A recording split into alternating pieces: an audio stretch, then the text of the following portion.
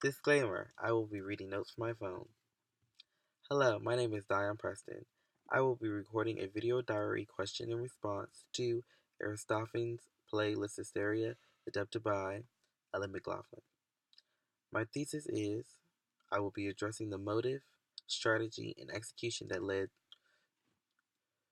the important women of Greece to a victory of ending the war by doing a holistic examination of power in Ellen McLaughlin's Lysisteria.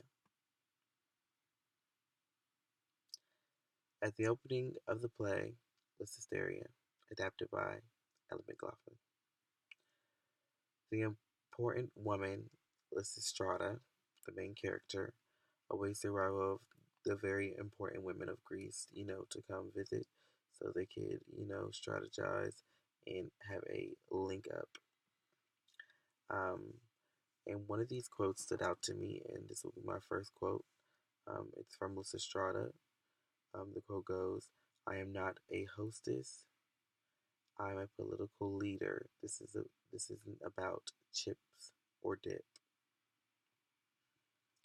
Um, and that was on page 9 of Lysistrata, um, the adapted play by Ellen McLaughlin. Um, that quote stood out to me because um, it was supposed to be funny, but it was also a very serious quote. Like, this is something that they are passionate about meeting about, and this is about ending the war. So I'm going to go into my first question. What do the women of Athens have in common, and what are they experiencing? Um, I want to start by saying before the women were on the same page, Lysistrata used her leadership qualities and her desire to be a politician like figure to persuade her views. Okay? One, the important women from Greece were coming together because they were missing their husbands and they want to end the war. So that's one thing they have in common. What are they experiencing? They are experiencing a sadness and they are experiencing um, how to use their advantages to get what they want. So they are experiencing almost um, power to the women. Um, how are those opposed? This is the second question. How are those opposed by those in power take action? Okay, so how do those opposed take action? Um, Finding weak points. Finding weak points is the main way to, figure out how to get what you want. Um, which goes to my second quote. I could not believe I'm even bothering to discuss this with you. You know nothing of politics. You have all the sanctimony of the ignorant. You dare to stand on your hind legs and scold me of how I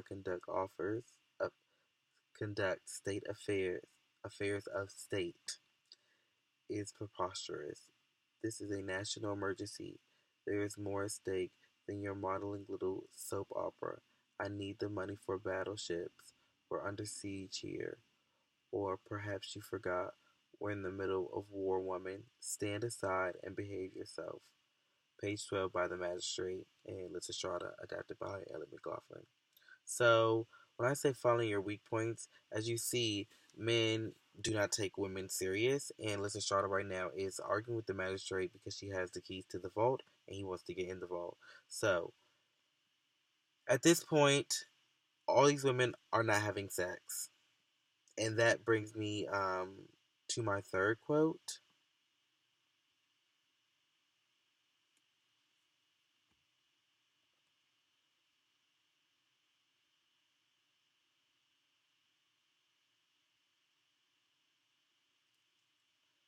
This is on page 12. I would even give up sex. And this is by Lysistrata, page 12, um, adapted by Adam McLaughlin. Lysistrata.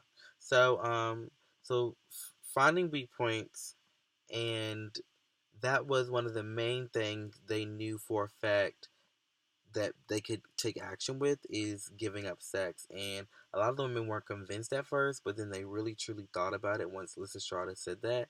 And it changed their viewpoints. And that's what I said. She uses a lot of her leadership qualities and persuasion to get her point across. So I think when she said that, it really got the women to thinking about what they could do to end this war. And last question, I want to just go with. Oh, sorry, no more questions. I want to go with my last quote, and this is from Lysistrata, and this is in response to the magistrate. Yeah, see, that's your favorite tune. I've heard it all my life. Shut up and don't ask questions. We're trying to win a war here. Every woman has had to bite their tongue 1,000 times when men come home from a long day of gassing about when, but never whether, to attack some hapless new enemy or other. When we ask if such unchecked aggression is wise, we are told now is not the time. It's never the time to listen to any other voice other than your own. Until now, you'll have to listen to us because it turns out we do have something you wanted. It simply never occurred to us that we had a chance as to whether to let you have it, but we do, and we refuse to bring home any more, bring into the world any more children, bring any more children into the world to be fodder of your wars, if that's what it comes down to. Page 22, Lysistrata, from Lysistrata, adapted by Alan McLaughlin. So that quote was in response, and that quote just takes a turn because the women are finally coming to power, and Lysistrata is finally taking action, which leads them to their victory in the end, withholding sex from their men, and they also end war, and their husbands come home. Thank you, I'm Diane Preston, and that was my video diary.